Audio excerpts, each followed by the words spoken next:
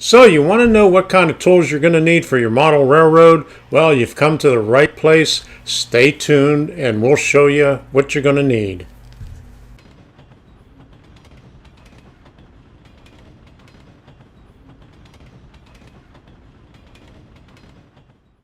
Hi everyone, I'm Tom Kovichak, and this is Tom's Trains and Things.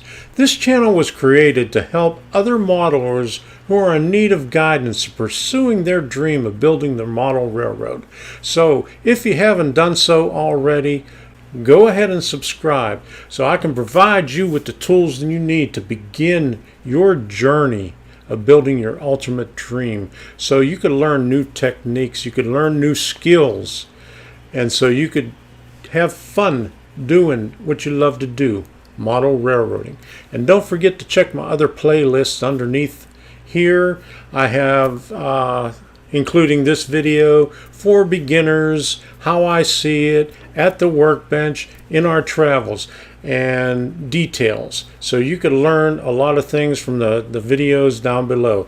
We're going to start this episode off by talking about tools that we're going to need for building your layout. When I was making a list of all the tools that we needed, I made a spreadsheet and I divided it up into what we're going to need for a layout and what we're going to need for a workbench. And I just kept on thinking and thinking, and that list kept on growing and growing and growing. So bear with me here and let's get started right now. The first tool I'm going to talk about, number one, is not a physical tool at all. It's your imagination. So run wild with it.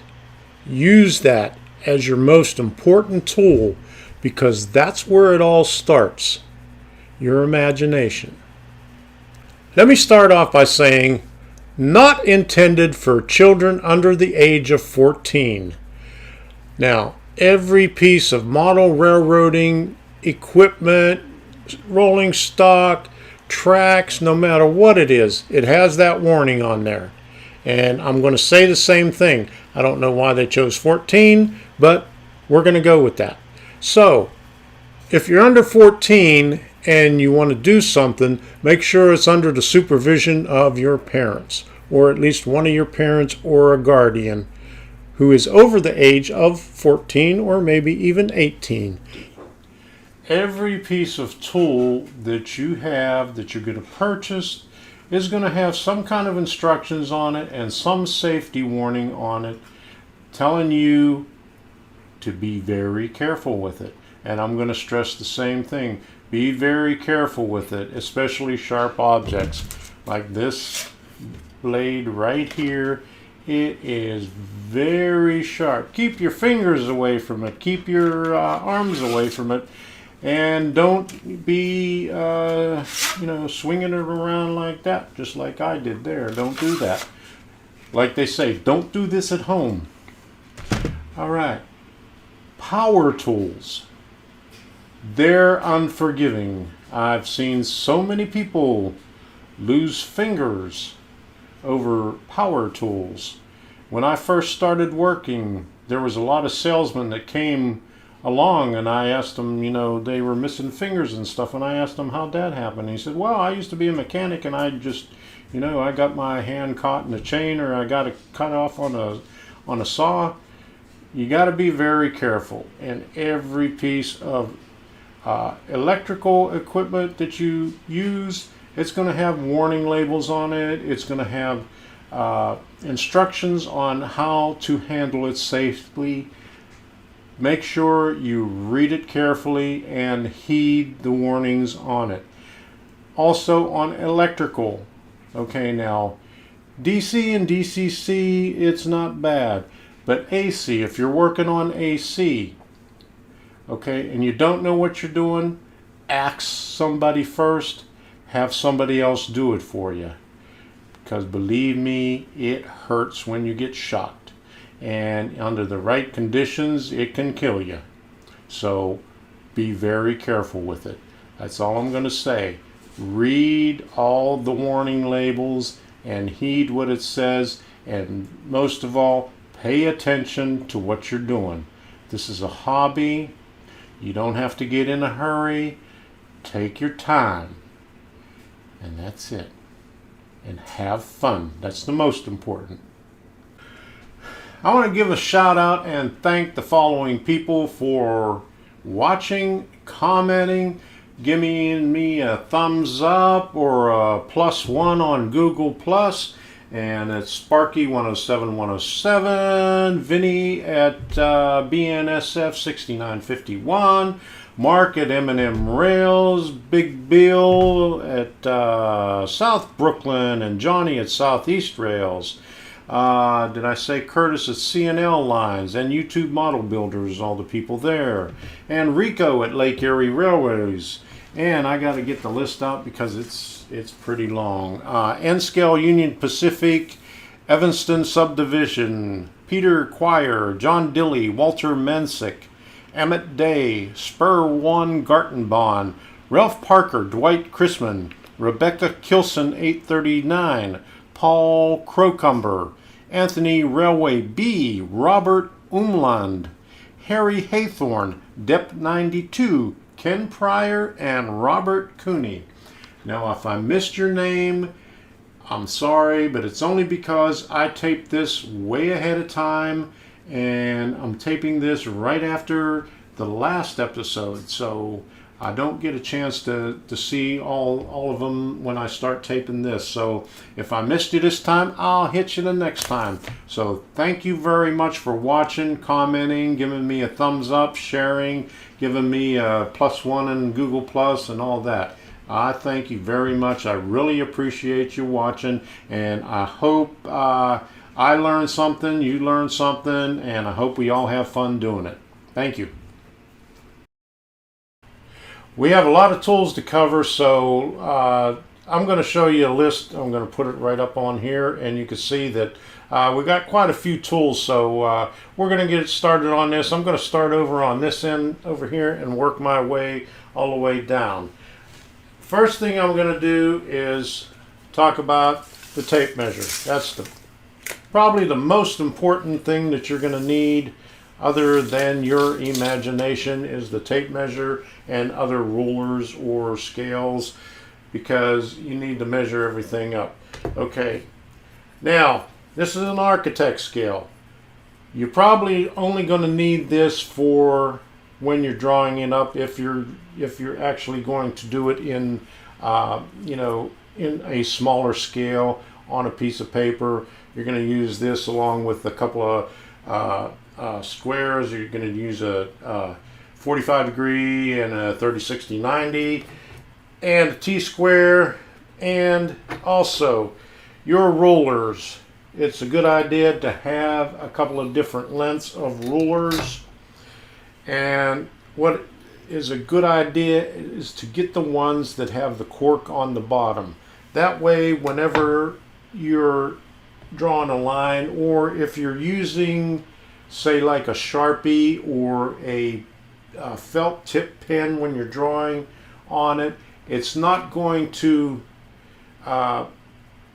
bleed onto the bottom of the ruler and get on your work, especially if you're doing scenery later on down the road. So make sure you get some with the cork on the bottom.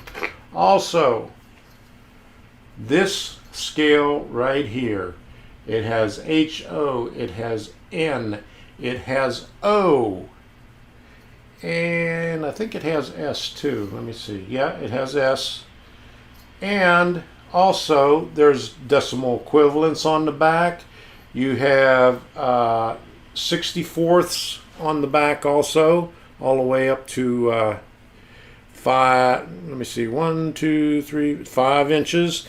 And you also have tap for your screws, your tap drills, and your clearance drills, which will come in handy later on down the line. I'm not going to get into it too far right now, but in future episodes, when I start talking about specific tasks, we'll go into each one of them a little bit further. Also, when you're looking for a ruler, get inches and centimeters. or millimeters, or whatever you call it, you know, for you in Europe and Canada. Here in the States, we use inches. Okay. Okay, other rulers. Okay, here's a 5-foot one. I don't know why they made it 5 foot, but you know, normally you get a yardstick, which is 3 foot, or a meter, which is 39 inches, but this one's 5 foot. So that's it for the rulers. Okay, levels. You're going to need a level to level everything off.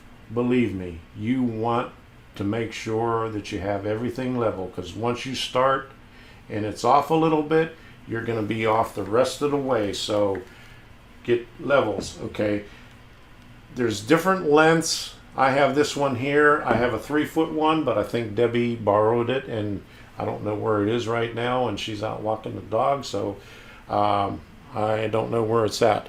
Okay, I have this one here. It takes 90-degree off center on it, so you could measure 2 different planes on this one here.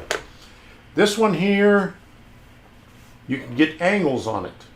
You could test your degrees and your pitch in inches. So that's a good one to have also. You don't really need it to begin with. Basically, this is for beginners right here, and you know, you work your way up as you start progressing in your model railroad. Clamps. You can never have enough clamps.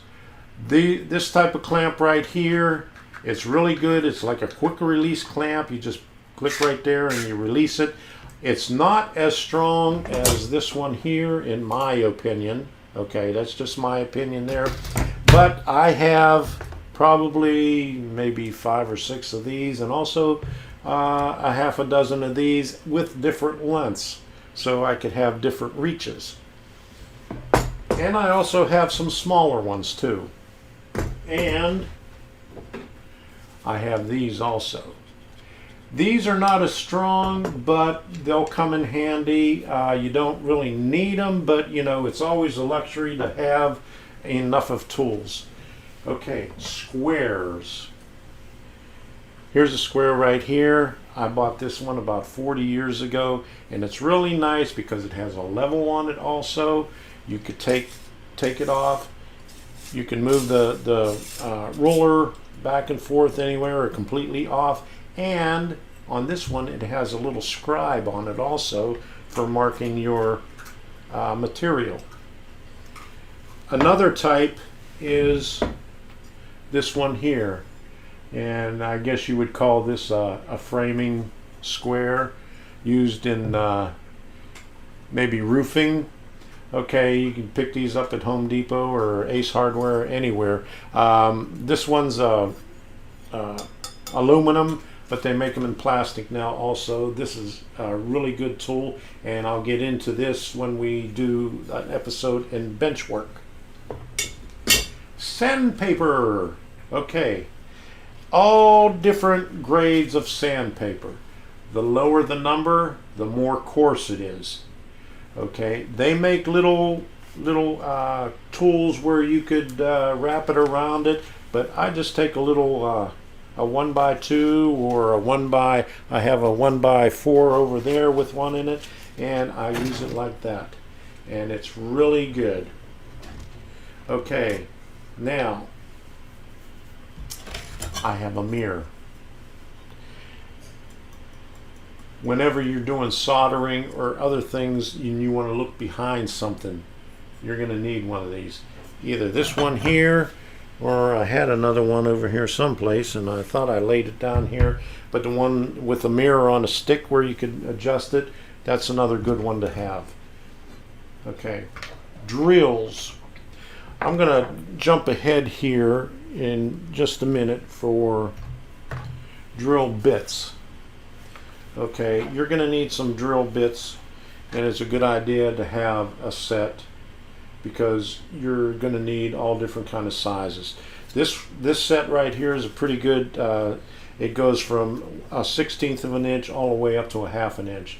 You're probably not going to use anything larger than that unless you are putting holes in the side for switches or anything like that, and then you'll be using a Forstner bit, which I'll go into later on in the bench work and some other stuff.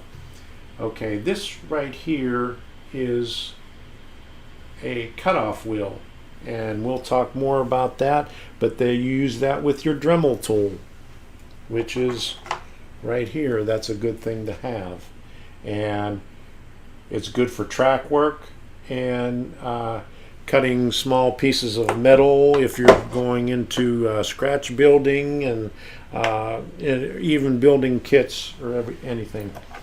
Okay, drill bits. Okay, along with those drill bits, I have pilot holes and a countersink. I use number 6 and number 8 screws on everything. Okay, you could use nails for your layout, but I don't like to use nails because really, if you're pounding on something, you're going to shake unless you're pounding directly over top of a leg. That's the only real sturdy part. Other than that, if you pound anywhere else on your layout, you're going to see your scenery going like that. So I try to stay away from hammers at all costs. A mechanical pencil. You'll need that along with your ruler and tape measure, to be cutting your lumber. Okay, now I'm going to skip ahead because I talked about the screws and the drills. This is my cordless drill here. It's a good thing to have, reversible and everything, and it has a clutch on it. Okay, and what I do, I'm not exactly sure if this was the intended purpose of the numbers on the clutch, but what I do, if I'm drilling a number 6 screw, I put it on number 6, and that's a good starting point. So you don't, whenever you're drilling it in or driving the screw in, you're not going to mess up the head too badly on the screw, because the bits are a lot stronger than the screws are. And if you start, overdriving them and it starts bouncing on there, you're going to mess up the head on the screw, and you're going to be running into trouble because you're not going to be able to drive it in any further, and most of all, you're not going to be able to get it out unless you have a pair of pliers or vice grips or something else to get it out. So I use the number 6 on a number 6 screw, on a number 8, on the number 8 screw, a screwdriver. And this is like a multi screwdriver. It has a small end where you have a common and a Phillips, and a large end with a common and a Phillips. And the good thing about this is, on the small end, it's 1/4 inch. On the large end, it's 5/16 inch. So if you have, say, like, you don't use them too often, but it's good if you have sheet metal screws or anything, or a hex head with 5/16 is the most common hex for any kind of driver. Then this will be good for just if you don't want to use it on here. Now the for drivers, you're not going to need all these.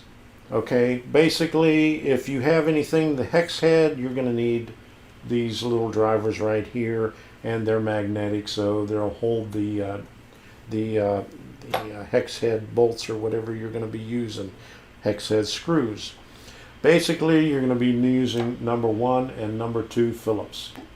Okay, I would not recommend using the flathead for anything because it's too hard to get started, too hard to hold, and Phillips works a lot better. They now have the square heads, and you could use those, and they also have, I think it's the Torx. They're called Torx. You can get wood screws in the Torx also. So you could get a set of those. They're pretty cheap. They're all, you have 1, 2, 3. They have 7 sizes in it, and basically, you're probably only going to need 2 of them, but they sell you the whole thing. For small screws, okay, you're gonna, eventually you're gonna be working on, say, like the, you can see the mechanisms underneath you. You got the tortoise switch machines and other small items. Your Digitrack stuff. You're gonna be using small screwdrivers, and it's a good idea to get yourself a set of these small ones. Here's a really small. It's a number 1 Phillips, and these are all flat, but it came in a set of 4. Okay, so, and probably the only ones, this one is a little bit too small for anything, unless you're doing it on your bench work and you're going to use on a locomotive. Okay, because there are some flathead screws on the locomotive. Okay, but if you're using terminal boards or anything like that, there's 2 different styles of terminal boards. There's the ones that are made in the States, and the ones that are made in Europe. And the ones that are made in Europe have a smaller screw on it. So the European ones are probably for 16 and a higher number, but the American-made ones will take up to, I think, a number 12 gauge wire. Okay. Now, did I say about a mirror? Okay, maybe I did, so I'm not going to do that anymore. Let's get into the files. Okay, here's a set of small files. Okay, and I also have a large file someplace around here, but like other things, it's tucked away someplace, and I don't have it handy right now. But a set of files. You don't have to spend a lot of money on it, but there's 6 different kinds here. You have a flat one, you have a rat tail, you have a triangular one, you have actually a square one, you have a half a round, and you have like a tapered flat one. Okay, when you get into track work and some other stuff, you'll need that. Okay, now let's talk about pliers for the electrical part of it. Okay, needle nose pliers. They come in all shapes and sizes, but here's a real skinny one, here's a wider one. They come longer, they come real long. Okay, you're going to need those. Diagonal pliers. These are a small pair, and they come also longer too. Okay, this is a little crimping tool. Okay, they make different styles of crimping tools, but this is the one I have that I'm going to show you right now. And when we get into wiring, I'll bring out some more crimping tools also. I have 2 different wire strippers here. Okay, the one with the blue handle, it goes up to number 10. Yeah, number 10 to number 20. Okay, now you probably never use number 10 unless you're doing G scale and you're running a very long distance. Okay, but I use number 14 gauge wire for my bus wire, and so I use these. But this only goes down to a number 20. But on my feeder wires, I use 22. And so this one goes from 16 gauge to 26 gauge. So this is for the smaller wires. So it's a good idea to have, starting out, this is good because you're just going to be working on the bus wires. And maybe since it goes to 20, you can use these for your feeder wires on the track, but I use a little bit on DCC. I use a little bit smaller ones. I use a 22 gauge on there. Okay, a meter, a multimeter. You can get a really cheap multimeter at Radio Shack. They even have them at Walmart, Ace Hardware, anywhere. You don't have to get an expensive one like this. I have this one here because I used it for my work. So, I mean, this is a really good one. It's a couple $100 a meter, but you know, you can get one really cheap. And basically, all you want to be able to do is check for resistance and check for voltage, and you'll be good to go on that. A utility knife. Now, okay. Now I'm going to talk about Sparky. I'm going to give Sparky a shout out. He loses his utility knife all the time, so it has a hole on it, so he could put a rope around it to tie it up someplace or hang it on a screw somewhere. All right, so let's get these things out of the way right here. Move these over here, and I'm going to talk about a saw. This is a small saw. Okay, this is used for small pieces of wood. I have larger ones, but you get the idea. You're going to need a saw, and I'll show you some other saws later on when we go into bench work, but you're going to need some of those. This one right here is a mini hacksaw.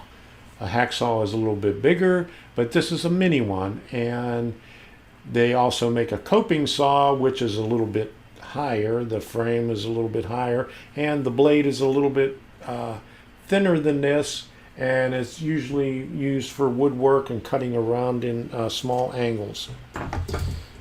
Okay, a scraper. You will need a scraper. Basically, anytime you have anything down, and most of the time, okay, like on here, I had cork on here, and I had to get it off because I was redoing this area right here. So this is good for anything. Scraping off glue, going underneath your tracks.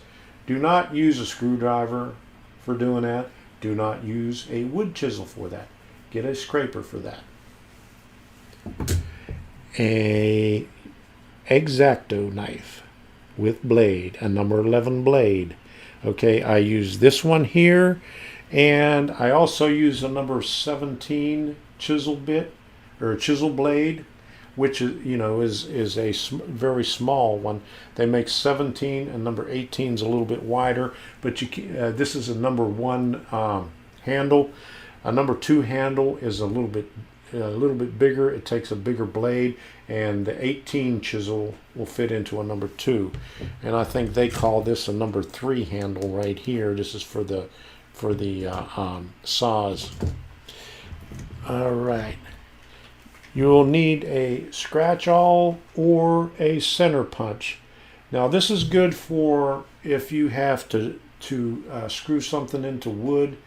Really small, you could just push down into it to get it started, okay, or just to mark it, or you could even scratch it to mark your line on the wood for cutting later on. Okay, the center punch more for just poking a hole, just a small hole to get a screw started.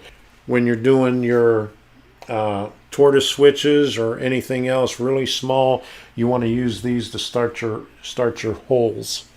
Okay, and then you could go on later on with a pin vise. You'll be using this quite often on your layout and in your workbench. Okay, this little cordless drill right here.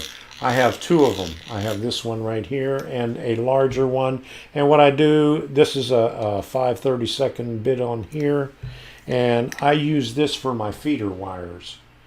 And when I just put I'll just stick them down in between the tracks and then drill down in there. It's a lot easier than using the big cordless drill, because you can go too far and then boom, bang down into it, and you're messing up something there. But so this is a little bit easier. All right. Rail cutters. I think there's 2 different manufacturers that make rail cutters, and each one of them tells you how to cut it in a different angle. I think HO is like this and N is like that, but I'll get into that further when we're talking about track work. This one right here, this is made by Trix, I think it's a European country, but even with DCC, you could see that you have voltage on your tracks. Okay, this is good for if you're having a problem and you just set it on your track and you see if you could have voltage on it. A bright boy. This is for cleaning your tracks. It looks like a little eraser, but they make different styles of them, and there it is. Here's another type. It's called Tidy Track. Okay, the one good thing about this is you can attach not a PVC pipe, but CPVC, and not the gray CPVC, this type of CPVC. A regular PVC pipe won't fit in it, but this one, I don't know why they did it that way, but this one fits in there on the handle so you could reach further. See? All right. But that's for cleaning tracks, and they have different types of attachments that you could put on there. This one right here, you could use for HO. You could see the grooves in. I don't know if you could see the grooves in there, and you could turn it for N scale. I missed this, but this is a magnetic. Oh, there's my little tool for the Dremel motor tool, right on the bottom there. But anyway, get yourself one of these. You could pick these up just about anywhere. It's magnetic, and you just throw your screws in there and your bits and everything, and it doesn't hold wood, but that's in there also. All right, a saw. This is the kind that I have. It's a Stanley sharp tool, and it works really well when cutting wood. And sometimes, you just don't want to get the power saw out, and I just use that right there. I'm going to go into some of the items for for your workbench, because most of the items here you could also use on your workbench. So I'm going to start with the hammers, a little ball peen hammer or a jeweler's hammer. Now, this is only if you're going to be doing delicate work, and I should have brought my anvil out here also if you're trying to bend metal or stuff like that. Anyway, sprue cutter. Here's one type right here, and here's another type right here. This is for cutting plastic, or the sprues off the plastic. Tweezers. Here's two different types. Here's one. This is the reverse action one. I like this because it'll hold, and you don't have to worry about holding onto it, squeezing it just to get it. And this type here. Scissors. I have a small pair of scissors here, and I have to keep looking for it because Debbie uses them all the time. Okay, a square block. You could use this kind. You could use it. This is good for building your models. And also a square. This is a low profile square. I also have a set of 3 different regular squares. Brushes, an assortment of brushes. Okay, you can get at Michael's, Hobby Lobby, Joann's, anywhere, even Walmart, assortment of brushes from this small to like this. Does anybody know what this is for? And I picked these up a long time ago. I got a whole bag full of them. Okay, there's some stuff still in it, but anyway, that's that. Now, some power tools. I use a jigsaw. I also have a circular saw, but that thing died, so right now I don't have one. But I'm going to have to take the camera off the tripod to show you my chop saw. And I have that underneath my bench, and we'll get to that. But I want to apologize for all the thumping, because I got my microphone sitting right here, and I have it on a towel, and I thought that would be enough to cushion all the noise from the bench, but apparently it didn't. I had to take a break because my camera was heating up, And so I downloaded all the video and started editing it, and noticed that there was that thumping all over the place. So I apologize for that, and next time I'll put my microphone someplace else. So I hope you learned something from this.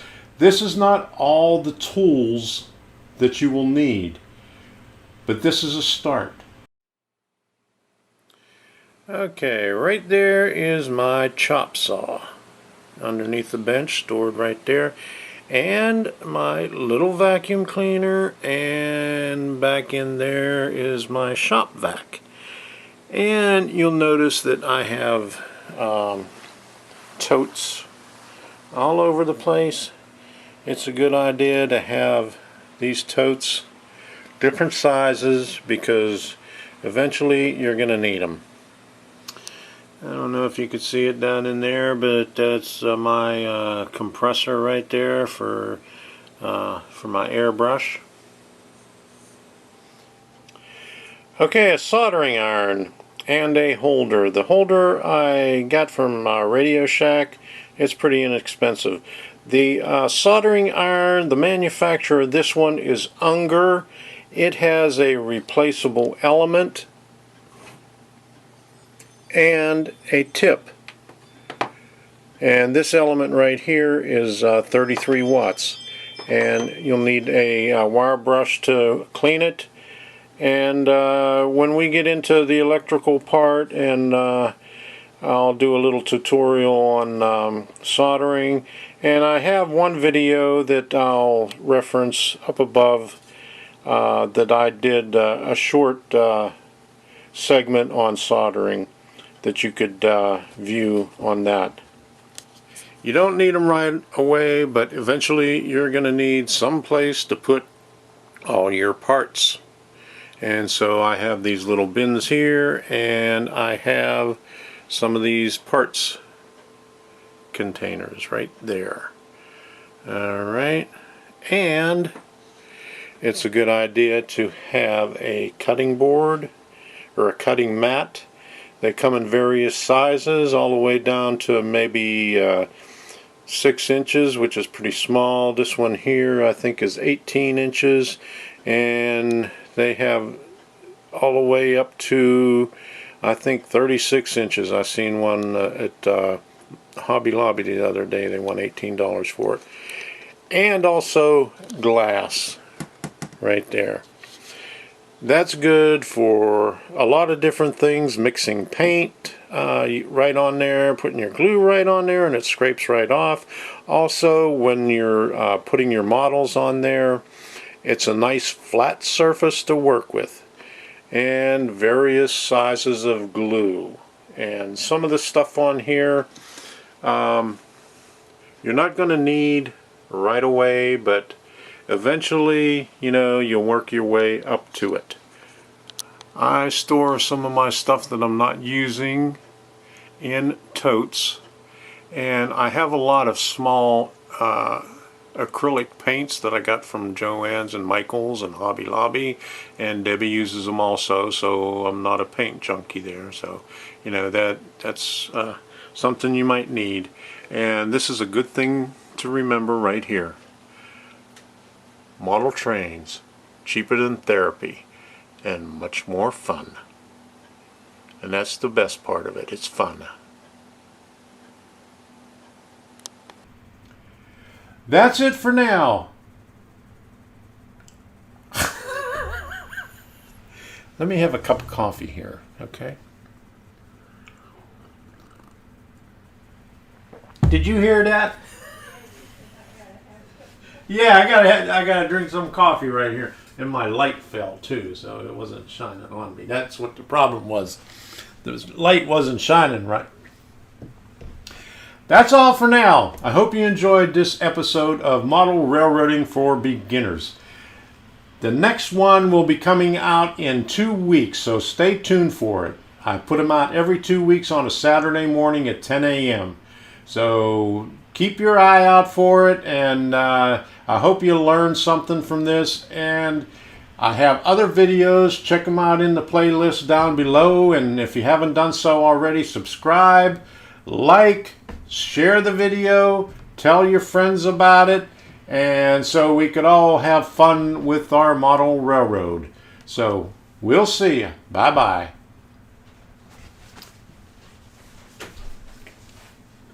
Ba-ba-da-da-da-da. I got the little jazz thingy there. I got to put 20 seconds at the end of it, so I can put the end cap on there. And is that about 20 seconds?